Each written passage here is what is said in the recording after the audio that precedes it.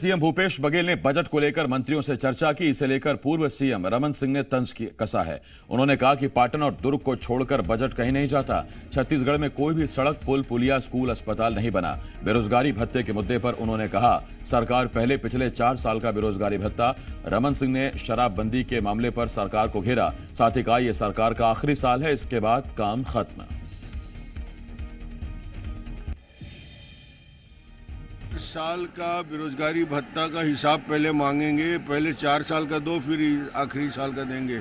अभी तो हिसाब मेरे को करना है कि 4 साल का बेरोजगारी भत्ता जितना है और जो उन्होंने वादा किया था उस हिसाब से पहले पेमेंट हो जाए, फिर आगे आने वाले साल का देखेंगे। तो एक तरफ जहां मुख्यमंत्री बजट की तैयारियों में लग गए हैं, क्योंकि वित्त विभाग मुख्यमंत्री के पास है, जैसा हमने आपको बताया, इसीलिए मुख्यमंत्री तमाम विभागों के विभागीय मंत्रियों और अधिकारियों को बुलाकर उनकी आवश्यकताएं, बजट, खर्चे, कमाई सब पूछ रहे हैं और बजट बनाने से पहले, बजट पेश करने से पहले विभागों के साथ बैठक कर रहे हैं। तो दूसरी तरफ विपक्ष ने निशाना साधा है और कहा कि इस पूरे 4 सालों में न कोई सड़क बनी, न पुल बना, न पुलिया बनी।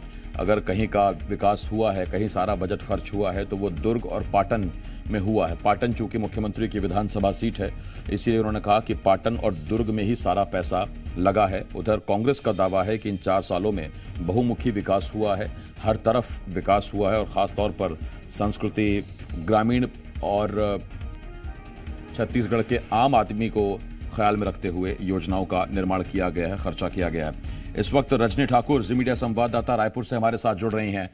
रजनी, एक तरफ सरकार का दावा, 4 साल में आखिरी व्यक्ति तक विकास पहुंचा, गांव में बैठे आखिरी व्यक्ति तक उसके ग्रामीण योजनाओं के हिसाब से उसको विकास पहुंचा। तो बीजेपी का आरोप, सारा बजट तो दुर्ग और पाटन में चला जाता है, ना सड़क बनी न पुलिया।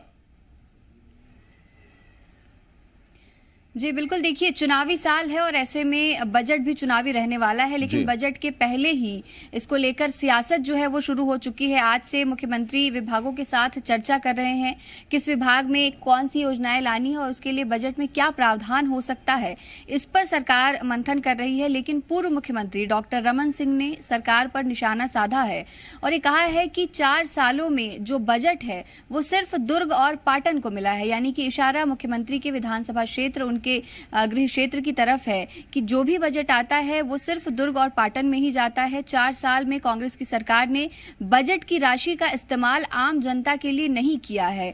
कोई भी निर्माण कार्य नहीं हुआ है, ना ही वो वादे पूरे हुए जिनका दावा घोषणा पत्र में किया गया था, चाहे वो शराबबंदी का वादा हो या बेरोजगारी भत्ता देने का वादा हो या दूसरे तमाम वादे हो। तो ये आरोप पूर्व मुख्यमंत्री डॉक्टर रमन सिंह की तरफ से लगाया गया है।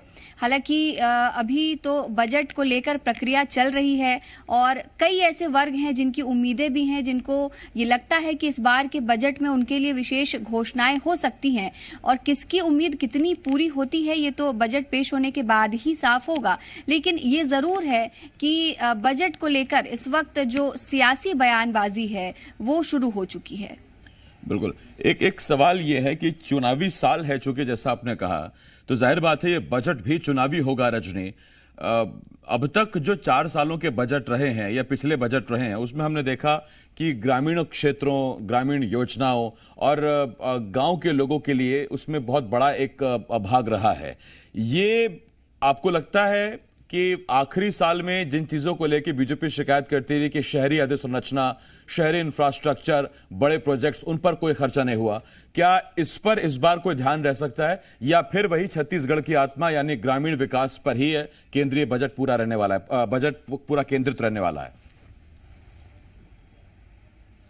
देखिए, सरकार ने बेशक किसानों के लिए योजनाएं लाई हैं और जिसका जिक्र आप कर रहे थे कि गांवों के लिए भी, चाहे वो गोधन न्याय योजना हो, किसान मजदूर न्याय योजना हो, राजीव गांधी न्याय योजना हो, ये तमाम योजनाएं लाई गई हैं। लेकिन सरकार के सामने इस बार चुनौती बड़ी है। पिछले कुछ जो बजट रहे वो कोरोना की वजह से प्रभावित रहे और इस बार जब चुनाव के पहले ये बजट आ रहा है तो एक बड़ा वर्ग है जिनकी अपनी अपनी मांगे हैं, चाहे वो अनियमित कर्मचारियों की मांग हो, अनुकंपा नियुक्ति की मांग हो, मनरेगा कर्मचारियों की मांग हो या जो रुकी हुई भर्ती प्रक्रियाएं हैं उनको आगे बढ़ाने की मांग हो। ये सभी ऐसी मांगे हैं जिसको लेकर सरकार को कहीं ना कहीं मंथन करना होगा, क्योंकि चुनाव के वक्त में अगर इनकी उम्मीदें पूरी नहीं होती है तो वो सरकार के लिए बहुत अच्छी बात नहीं कही जा सकती है। लेकिन अगर सभी की मांगे मानी जाएगी तो एक बड़ा जो खर्च है वो सरकार पर आएगा। तो किस तरह से इसको मैनेज किया जाएगा और किस तरह से, क्योंकि कई ऐसे वादे भी हैं जो घोषणा पत्र में भी किए गए थे, चाहे नियमितीकरण की भी बात की जाए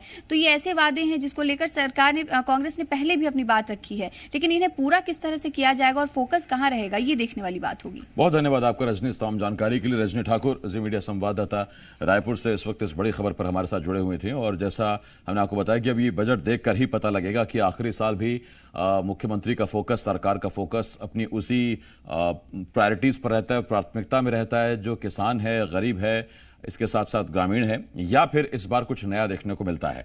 खबरों में बने रहने के लिए आप हमारे फेसबुक, ट्विटर और इंस्टाग्राम पेज को फॉलो कर सकते हैं। लेटेस्ट अपडेट के लिए आप हमारे यूट्यूब चैनल को सब्सक्राइब भी कर सकते हैं और हाँ, बेल आइकन पर क्लिक करना ना भूलें।